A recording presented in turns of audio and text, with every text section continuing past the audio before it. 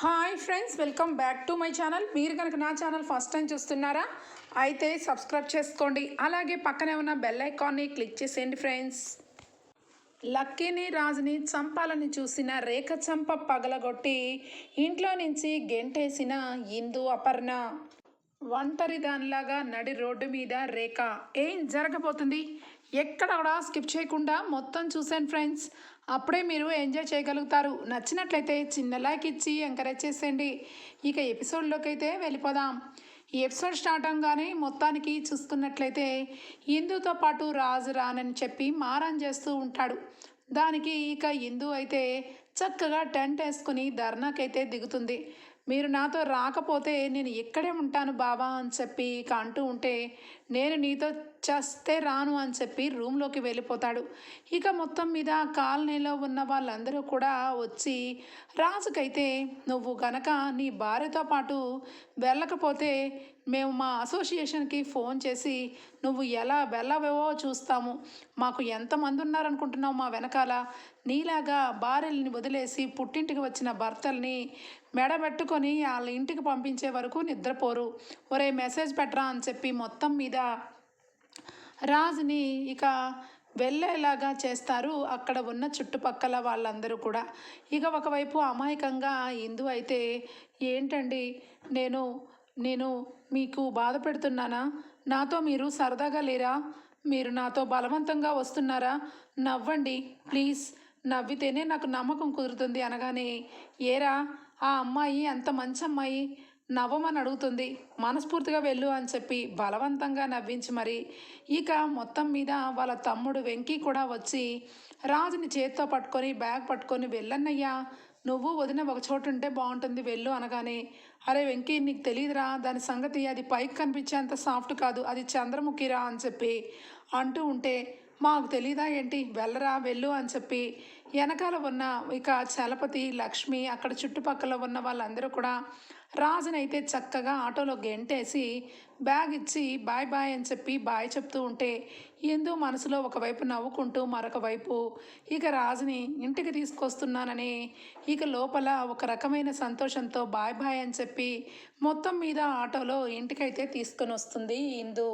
గుమ్మం దగ్గర రాజు ఇందుని చూసిన అపర్ణ చాలా సంతోషపడి ఇక రాజునైతే ఇంటికి లోపలికి పిలిచి, నీకు ఇన్ని దెబ్బలు తగిలాయి, అసలు ఎవరు నీ మీద ఇలాంటి హత్యాయత్నం చేశారు అని చెప్పి నిలదీస్తూ ఉంటే, అది అమ్మమ్మ అసలు ఏం జరిగిందంటే అనగానే, రేఖకి గుండెల్లో రైలు పరిగెడతాయి, నన్ను ఎవరో కావాలని టార్గెట్ చేశారు, ఆ మనిషిని ఊరికినే వదిలేది లేదు అని చెప్పి అంటూ ఉంటే, పక్కనే ఉన్న ఇక నందు కూడా వచ్చి, బావా నీకు ఈ రకంగా దెబ్బలు తగలడానికి ఎవరు కారణమైన వాళ్ళని అస్సలు వదలను, వాళ్ళని అరెస్ట్ చేస్తాను అని చెప్పి అంటుంది.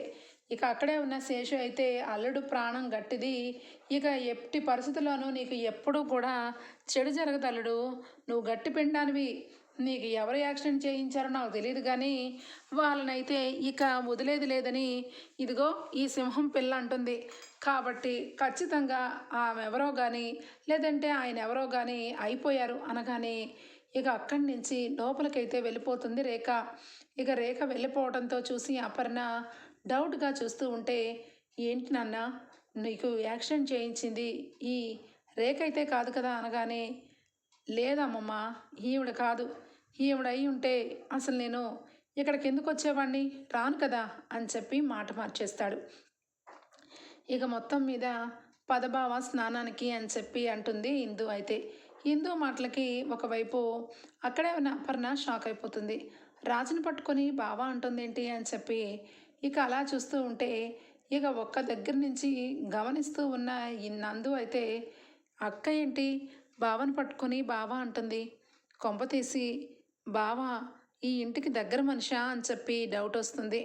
పక్కకి ఇందుని తీసుకొచ్చి, అక్క ఏంటక్క నువ్వు మా దగ్గర ఏ విషయాలు దాయవని నాకు నమ్మకం, కానీ నువ్వు ఏదో దాచిపెడుతున్నావు, ఈ ఇంటికి రాజు ఏమవుతాడు అని చెప్పి అంటుంది. అదేంటి అలా అడుగుతున్నా, ఈ ఇంటికి అల్లుడవుతాడు అనగానే, అది కాదే ఈ ఇంటికి అల్లుడవుతాడు కానీ నీకు బావ అవడు కదా, నువ్వు రాజు అని పిలిచేదానివి కదా, బావాని ఎందుకు పిలుస్తున్నావు అనగానే ఇక ఏమీ మాట్లాడకుండా సైలెంట్గా, అంటే ఆ చుట్టుపక్కల అందరూ కూడా ఈ 2 రోజులు ఇక రాజుని బావా బావా అని చెప్పి నా చేత పిలిపించారులే, అక్కడ భర్తని బావా అంటారంట అనగానే, ఓహో అవునా, నిజంగానే రాజు మన బావేమో చిన్నప్పుడు ఎప్పుడూ చెప్పేది కదా నానమ్మ, స్వరాజు అందరితో పాటు యాక్సిడెంట్ అయ్యి మిస్ అయిపోయాడని. ఒకవేళ స్వరాజే రాజుబావేమో అనుకున్నానక్క అని చెప్పి అనగానే, ఇక మనసులో అయితే ఒక్కసారిగా ఇందు, సారీ నందు, నిజమే నువ్వు అనుకున్నది కరెక్టే, కానీ ఇప్పుడు ఈ విషయం బయట పెట్టలేను అని చెప్పి మనసులో అనుకుంటుంది. ఇక మొత్తం మీద రాజు అయితే దుగ్గిరాల ఇంటికైతే వచ్చేయడం జరుగుతుంది. ఇక ఇందు రాజు కలిసి ఇక హ్యాపీగా, ఇందు అయితే రాజుని చాలా ప్రేమగా చూసుకుంటూ ఉంటుంది. ఇదేంటబ్బా, నాకు యాక్సిడెంట్ అయినప్పటి నుంచి ఇందు నడవడిలో మార్పు వచ్చింది, మనసులో ఏదో బయటకు చెప్పట్లేదు కానీ నా మీద చాలా వల్లభాని ఇక చాలా ప్రేమ కురిపిస్తుంది అని చెప్పి రాజు అయితే అనుకుంటాడు. ఇక మొత్తం మీద అయితే రేఖకి నోటి వెంట మాటే రాదు. రాజుని ఇక ఇంట్లో చూసిన రేఖకి మైండ్ బ్లాక్ అయితే అయిపోతుంది. ఏంటి రేఖ, వాడు సరాసరి ఇంటికి వచ్చేసాడు, వాడిని వదిలించుకుందాం అనుకుంటే వాడు ఇప్పుడు పూర్తిగా స్ట్రాంగ్గా తయారై వచ్చాడు, ఏం చేద్దాం అనగానే, చూడు వదిన, ఇప్పుడు నాకు అసలే చిరాకులో ఉన్నాను, ఇప్పుడు నన్ను కాస్త ఒంటరిగా వదిలేసేయండి అని చెప్పి అనగానే, ఇక భ్రమరాంబ భూషణ్ అందరూ కూడా బయటకు వచ్చేస్తారు. ఇదిగో భ్రమ, ఇప్పుడు నాకు నీ పరిస్థితి చూస్తుంటే జాలనిపిస్తుంది అని చెప్పి అంటాడు. ఎందుకు, నా అన్ను చూస్తే ఎందుకు జాలిస్తుంది నీకు అనగానే, ఎందుక, ఆ రాజు ఇంటికి వచ్చాడు, ఈ రేఖ నాకు కాస్త ఒంటరిగా వదలండి అంటుంది. అంటే అర్థం కాలేదా, ఇక రేఖ చేతిలో ఏమీ లేనట్టే, మొత్తానికి రాజే ఈ ఇంటికి రాజవైభవం తిప్పుతాడేమో అనిపిస్తుంది. అప్పుడు నీ పరిస్థితి ఆలోచిస్తుంటే బాధ అనిపిస్తుంది. అల్లుడు ఎంతైనా నాకైతే ఏమీ అనడు కానీ నిన్ను రేఖని మాత్రం అస్సలు ఊరుకోడు, నిన్ను ఒకసారి చేయి కూడా చేసుకున్నాడు అనగానే, అవునవును నిజమే, రాజు ఇంటికి వచ్చినప్పటి నుంచి నాకు అదే అనిపిస్తుంది, కానీ రేఖ ఏదో ప్లాన్ ఇస్తుంది, ఖచ్చితంగా రాజుని ఇంట్లో నుంచి పంపించేస్తుంది అని చెప్పి ఇక అనుకుని లోపలికి వెళ్ళిపోతుంది. ఇక నెక్స్ట్ డే మార్నింగ్ అయితే రాజు ఫోన్లో అయితే మాట్లాడతాడు. ఒరే మామ, నువ్వు సరాసరి మా ఇంటికి వచ్చేరా, బ్యాగు బట్టలన్నీ సర్దుకొని వచ్చేసే అంటాడు. ఆ మాటలకి లక్కీ, ఒరే మామ ఏం మాట్లాడుతున్నావురా, నేను బ్యాగ్ తీసుకొని సర్దుకొని రావడం ఏంటి, అసలు మా అమ్మ ఎక్కడుంది, మా అమ్మ గురించి చెప్తానని ఏంట్రా నువ్వు అనగానే, ఒరే పిచ్చోడా, మీ అమ్మ గురించి చెప్పడానికే రా ఇక్కడికి పిలుస్తుంది, నువ్వు నాతో పాటు ఇక్కడే ఉండు, నీకు త్వరలోనే మీ అమ్మ ఎవరో కూడా చెప్పేస్తాను అని చెప్పి అంటాడు. ఇక మొత్తం మీద లక్కీ సంతోషంగా బ్యాగ్ సర్దుకొని దుగ్గిరాల ఇంటికైతే వస్తాడు. దుగ్గిరాల ఇంటికి వచ్చిన లక్కీకి ఇక దూరం నుంచి గమనిస్తుంది భ్రమరంభ.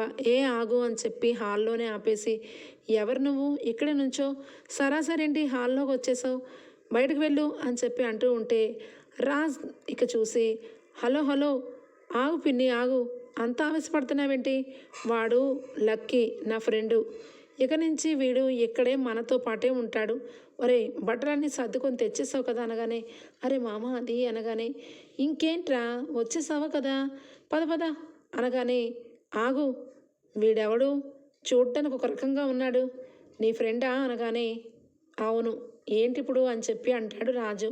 వాడు ఇక్కడ ఉండడం ఏంటి, వీడు ఇక్కడ ఉండటం దానికి నేను ఒప్పుకోను, వాడు మొహము అనగానే, ఎక్కువ మాట్లాడు మాకు, నా కోపం వస్తే నా చేతులు పని చెప్తాయి అని చెప్పి రాజు అంటాడు. ఆయన నువ్వు ఒప్పుకునేదేంటి బోడి, నిజానికి రేఖ పిన్నేది, రేఖ పిన్నే చెప్తుంది అని చెప్పి రేఖ పిన్ని అనగానే ఇక బయటికి నడుచుకుంటూ మెట్ల మీద నుంచి వస్తూ ఉంటుంది ఇక రేఖ. అయితే రేఖ పిన్ని చూడండి, భ్రమరాంబ పిన్నేమో అత్తేమో నా ఫ్రెండ్ లక్కీని ఇక్కడ ఉండడానికి వీల్లేదంటుంది, నా ఫ్రెండ్ లక్కీ అదే మీరు చూశారు కదా అప్పుడు, మర్చిపోయినట్టున్నారు, ఈడే మన లక్కీ అని చెప్పి ఇండైరెక్ట్గా ఇక లక్కీ ఇదిగో అని చెప్పి చూపిస్తాడు. లక్కీని చూసి షాక్ అయిపోతుంది ఇక రేఖ. అయితే అప్పటికే ఇక అక్కడే ఉన్న ఇందు కూడా, రాజు ఏంటి లక్కీని తీసుకొని ఇంటికి వచ్చాడు, ఇక్కడే ఉంటాడు అనుకుంటున్నాడు అని చెప్పి అలాగంగా ఆశ్చర్యంగా చూస్తూ ఉంటుంది. ఇక గుండెల్లో రైళ్ళు అయితే పరిగెడతాయి. వీడు అనుకున్నట్టుగానే ఈ లక్కీ గాడు నాకు పుట్టాడని అందరి ముందు చెప్తాడా ఏంటి అని చెప్పి భయపడుతూ ఉంటే, ఏంటి పిన్ని, ఏంటి లక్కీ ఇక్కడ ఉండకూడదంట, వీడు ఇక్కడే ఉంటాడు, ఎన్ని రోజులన్నా ఉంటాడని తీసుకొని వచ్చాను. ఇదేంటి మరి భ్రమరాంబ అత్త తెగ రక్షణ చేస్తుంది. మర్యాదగా నువ్వు చెప్పు, లేదంటే నేనే చెప్తాను ఈ ఇంటికి లక్కీ ఎంత ఇంపార్టెంటోనని అనగానే ఇక వెంటనే తడబడిపోతూ, ఈ ఏంటి వదినా, లక్కీ అంటే మన ఇంట్లో వాడేగా, రాజు ఫ్రెండే కదా, ఇక్కడే ఉండొచ్చు, ఎంత రోజులు కావాలంటే అన్ని రోజులు ఉండొచ్చు అని చెప్పి ఇక భయంగా వెళ్ళిపోతుంది. లక్కీని చూసి ఒక రకమైన భయం అయితే ఏర్పడిపోతుంది ఇక రేఖకైతే. ఇక రాజు లక్కీ ఇద్దరు కూడా రూమ్లోకి నడుచుకుంటూ వస్తే ఇందు డౌట్ఫుల్గా, ఏమైంది, లక్కీని ఇక్కడ ఉంచడం ఏంటి, రాజు ఏం చేస్తున్నాడు అసలు అని చెప్పి ఇక ఆలోచనలో పడుతుంది. ఇక లక్కీని రూమ్లోకి తీసుకెళ్ళి, అరే మామ ఇదిగో ఈ రూమ్లోనే రా ఉండాలి, నువ్వు ఇక్కడే ఉండాలి అనగానే, అరే మామ నేను ఈ రూమ్లో ఉండడం ఏంటి, నేను ఇక్కడ ఉండడం ఏంటి, మా అమ్మ ఎవరో చెప్తానన్నావు, చెప్పరా, మనసంతా తొలిచేస్తుంది, నా తల్లిని నేను చూసే వరకు నాకు మనశ్శాంతి లేదు, అసలు మా అమ్మ నిజంగా నీకు తెలుసా, నన్ను ఎందుకు వదిలేసింది, ఈ విషయాలన్నీ నేను త్వరగా అడగాలి, చెప్పరా మామ చెప్పు అనగానే, ఒరే లక్కీ నువ్వు అనవసరంగా తొందరపడుతున్నావు, మీ అమ్మ గురించి నాకు తెలుసు, నేను చెప్తాను, నువ్వు ఇక్కడే ఉండు, నువ్వు ఇక్కడే ఉంటేనే సేఫ్టీ అని చెప్పి అంటూ ఉంటాడు. ఇక మొత్తం మీద ఇందు వాళ్ళిద్దరు డిస్కషన్ అయితే వింటుంది. లక్కీ వాళ్ళ అమ్మ రాజుకు తెలుసా, ఇంతకీ లక్కీ ఎవరు అసలు, రాజుకు తెలిసిన వాళ్ళు ఎవరున్నారు, లక్కీ వాళ్ళ అమ్మ ఎవరు అని చెప్పి ఇక అనుకుంటూ ఉంటుంది. మొత్తం మీద ఇక రాజు ఇందు అయితే రూమ్లోకి రాగానే, బావా ఇదిగో నీకు నానమ్మ ఇదిగో ఈ జ్యూస్ పంపించింది అనగానే, ఎందుకు, నాకెందుకు ఈ జ్యూసు, వెళ్ళి అక్కడ పెట్టేసి అనగానే, హలో నీకు దెబ్బలు తగిలాయి, నువ్వు నీరసంగా ఉన్నావు, అందుకే జ్యూస్ తాగాలి, తాగు బావా తాగు అనగానే, హే బావా బావా అని ఒకటే సతాయిస్తున్నావు, నేనేదో నీ మేనత్త కొడుకునైనట్టు, అసలు ఏంటి బావా, నాకు దెబ్బలు తగిలినాయి అప్పటి నుంచి బావా అని పిలుస్తున్నావు, నువ్వు ఏదో ఒకటి ఉంటేనే ఈ రకంగా ప్రవర్తిస్తావు, అసలు కనీసం చేయి పట్టుకుంటేనే ఊరుకోని దానివి, నీకు నువ్వే నాకు స్వతహాగా సేవలు చేస్తున్నావు, జ్యూసులు తీస్తున్నావు, నీతో పాటు వచ్చేదాకా అసలు ఊరుకోలా, చెప్పు అసలు నేను ఎంతకీ నీకు నేను ఏమవుతానని అంత ప్రేమ చూపిస్తున్నావు అని చెప్పి రాజు గట్టిగా నిలదీస్తాడు. ఇక రాజు మాటలకి ఇందు అయితే ఒక్కసారిగా ఏమీ మాట్లాడకుండా సైలెంట్ అయిపోతుంది. చెప్పు ఇందు అని చెప్పి అనగానే ఏమీ మాట్లాడదు. అప్పుడే కరెక్ట్గా రాజు, నువ్వు చెప్పవు నాకు తెలుసు, నువ్వు మాటిచ్చావు కదా, నువ్వు మాటిచ్చావు కాబట్టి ఎట్టి పరిస్థితుల్లో నాకు చెప్పవు అనగానే ఒక్కసారిగా వెనక్కి తిరిగి బావా అనగానే, అవును బావనే, ఏంటి నువ్వు ఆశ్చర్యపోతున్నావా, నేను నీ బావనే, నాకు తెలుసు, అమ్మ వాళ్ళు నీకు హాస్పిటల్లో నిజం చెప్తున్నప్పుడు మొత్తం విన్నాను, అంతేకాదు వాళ్ళు చెప్పకముందే నా తలకి గాయం తగలడం వల్ల నేను శ్రీశైలం హైవేలో పడిపోయిన తర్వాత చుట్టుపక్కల నాకు ఎవరూ కనిపించలేదు, ఏడ్చుకుంటూ మొత్తం అమ్మ అమ్మ అని చెప్పి తిరిగి పడిపోయాను, ఇక ఆ తర్వాత నాకు గతం మర్చిపోయాను, కానీ అమ్మ వాళ్ళు చూపించిన ప్రేమ సొంత కొడుకు కంటే ఎక్కువగా చూసుకున్నారు, ఈరోజు ఈ ఇంటికి నన్ను ఎందుకు ఆ దేవుడు బలవంతంగా రప్పిస్తున్నాడో నాకు అర్థం కాలేదు, కానీ నాకు ఆ రోజే తెలిసింది ఈ ఇంటికున్న బంధం అలాంటిదని, మా అమ్మ మా నాన్న మా అమ్మమ్మ మా తాతయ్య ఈ కుటుంబమే కలకలలాడుతూ ఉన్న కుటుంబం, అంతెందుకు ఇక రాజు మామయ్యకి నేనంటే చాలా ముద్దు, నన్ను ఎత్తుకొని అసలు దించేవాడే కాదు, చిన్నప్పుడు విషయాలన్నీ గుర్తు తెచ్చుకొని చాలా బాధపడ్డాను ఇందు, కానీ నువ్వు నా మరదలవని తెలిసిన మరుక్షణం నేను ఒకటే డిసైడ్ అయ్యాను, ఈ ఇంటికి వచ్చిన తర్వాత నిన్ను చూసి చాలా బాధపడ్డాను, అసలు ఈ ఇంటికి వారసురాలుగా ఎక్కడో ఉండాల్సిన నువ్వు భయపడుతూ నన్ను దొంగతనంగా పెళ్లి చేసుకున్నట్టుగా నటించమన్నావు, నీకు ఇంతటి ఘోరమైన పరిస్థితి తెప్పించిన ఆ రేఖని ఊరికే వదలను, ఇంట్లో నుంచి గెంటేసేదాకా అస్సలకి నిద్రపోను అని చెప్పి అంటాడు. ఆ మాటలకి ఇందు షాక్ అయిపోతుంది. బావా అని చెప్పి అనగానే, అవును, నువ్వు నా ఇందువి. చిన్నప్పుడు నిన్ను ఈ చేతులతో ఉయ్యాల్లో వేశాను, ఈ చేతులతో ఆడించాను. మామయ్య, అత్త, కావ్య అత్త నీ భార్య భార్య అనేవాళ్ళు. అప్పుడు భార్య అంటే ఏంటో నాకు తెలీదు, కానీ ఇప్పుడు తెలిసింది నువ్వు నా భార్యవని. ఈ దేవుడు ఎప్పుడూ కూడా మంచిని మంచిగానే చూస్తాడు. ఎప్పుడైనా ఆ బ్రహ్మముడి, ఆ బ్రహ్మదేవుడు జన్మ జన్మలకి ముడి కడతాడు అన్నది నిజం అని చెప్పి ఎందుకైతే రాజైతే ఊహించని ట్విస్ట్ అయితే ఇస్తాడు. బావా, మరి నువ్వు నాకు ఎందుకు బావా అసలు ఏమి ఇష్టం లేనట్టుగా, మా ఇంటికి రావడం ఇష్టం లేనట్టుగా అంత మారం చేసావు? నిజంగానే నీకు అన్నీ తెలిసినప్పుడు మరి సైలెంట్గా ఎందుకు ఉండగలిగావు అనగానే, మరి నీకు అన్నీ తెలిసినప్పుడు నువ్వెలా ఉండగలిగావు? నీ నోట్లో నుంచి విషయం రాబట్టాలనుకున్నాను, కానీ నువ్వు మాటకి ఎంత విలువ ఇస్తావో నాకు అర్థమైంది. చూడు ఇందు, ఇక నుంచి మన ఇద్దరము కలిసి ఆ రేఖని ఈ ఇంట్లో నుంచి బయటికి గెంటేయాలి. గెంటేసిన తర్వాతే ఈ ఇల్లు బాగుపడుతుంది. లేదంటే కుట్రలు కుతంత్రాలతో ఈ ఇల్లు నిండిపోతుంది. అలా జరగడానికి వీల్లేదు అని చెప్పి ఇద్దరు మాట్లాడుకుంటూ ఉంటే అపర్ణ, సుభాష్ ఇద్దరు కూడా క్లాప్స్ కొడుతూ, నాన్న రాజు, నా మనవడవని నేను మొట్టమొదటి రోజే చూసిన వెంటనే అనుకున్నాను, కానీ నువ్వే నా పేరు రాజు, కానీ మీ అబ్బాయిలాగా నేను ఉన్నానని నాకు తెలీదు అని చెప్పి మాట మార్చావు. కానీ ప్రతిరోజు నువ్వు నా మనవడివే అన్న ఫీలింగ్ నాలో కలిగింది అనగానే, నానమ్మ, నువ్వు ఊహించిందే నిజం. రాజు బావ ఎవరో కాదు, రేవతి అత్త కొడుకు స్వరాజే అని చెప్పి అనగానే, నాన్న ఇంతకాలం ఎలా మర్చిపోయావు నాన్న మా కుటుంబాన్ని? మనమందరము కలిసి ఒక దగ్గర ఉన్న వాళ్ళం.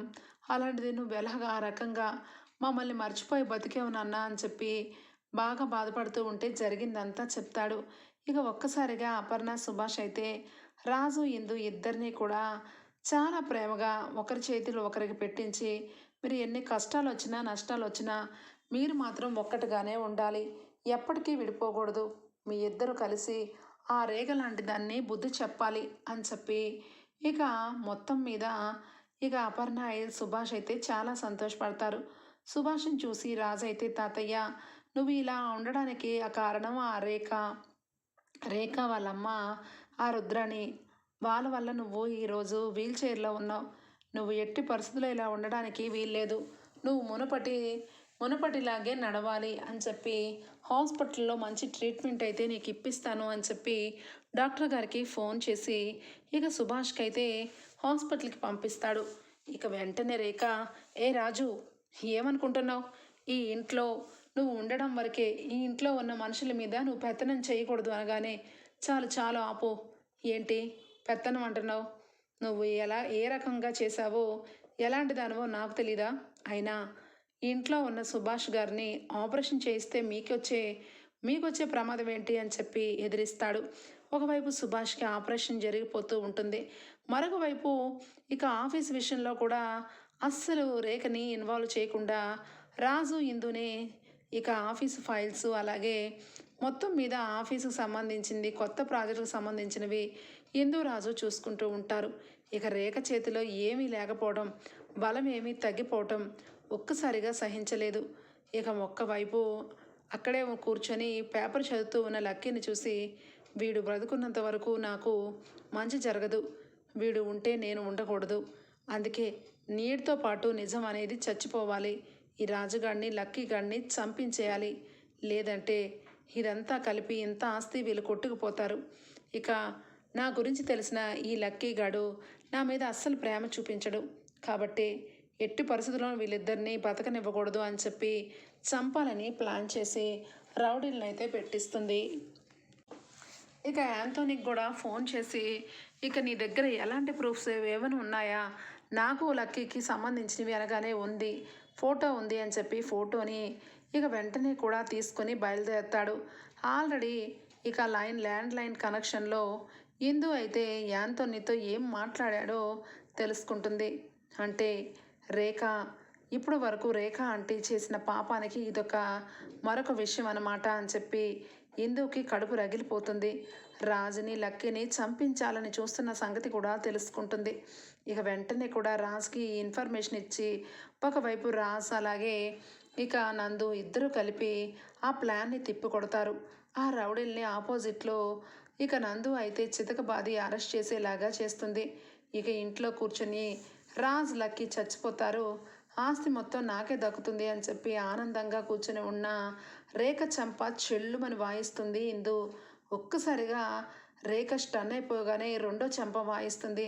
నీకెంత ధైర్యం ఉంటే నీకెంత ధైర్యం ఉంటే మా బావని చంపించాలని చూస్తావా అనగానే, ఏం మాట్లాడుతున్నావు, మీ బావేంటి అనగానే, నా బావే నా బావే, మా బావని నువ్వు చంపించాలని చూసావు, లక్కీని చంపించాలని చూసావు అనగానే ఒక్కసారిగా లక్కీ, ఒరే మామ, నిన్ను ఎందుకు చంపించాలని చూసిందిరా ఈవిడ, అసలు ఈవిడెవరో అనగానే, నీవిడెవరో నాకంటే ఆవిడే నీకు బాగా చెప్తుంది, చెప్పు పిన్ని చెప్పు, లేదంటే నేను ఎక్కడికెక్కడే పోలీసులకు పట్టిస్తాను, మా దగ్గర చాలా పెద్ద ప్రూఫ్లే ఉన్నాయి, నువ్వు నన్ను చంపించాలని రౌడీలతో మాట్లాడావు, ఆ రౌడీలు నీ పేరు చెప్పారు అని చెప్పి రాజు అనగానే, ఇక చచ్చేదేమీ లేక అరెస్ట్ అయ్యి లోపలికి వెళ్తాదని తెలిసి కూడా ఇక వెంటనే కూడా రాజుని లక్కీని ఇద్దరిని చంపించడానికి తను ప్లాన్ చేసిన విషయాలన్నీ బయటకు వస్తే తనని ఇక పోలీసులు ఊరుకోరని తెలిసి లక్కీని పెళ్లి కాకముందు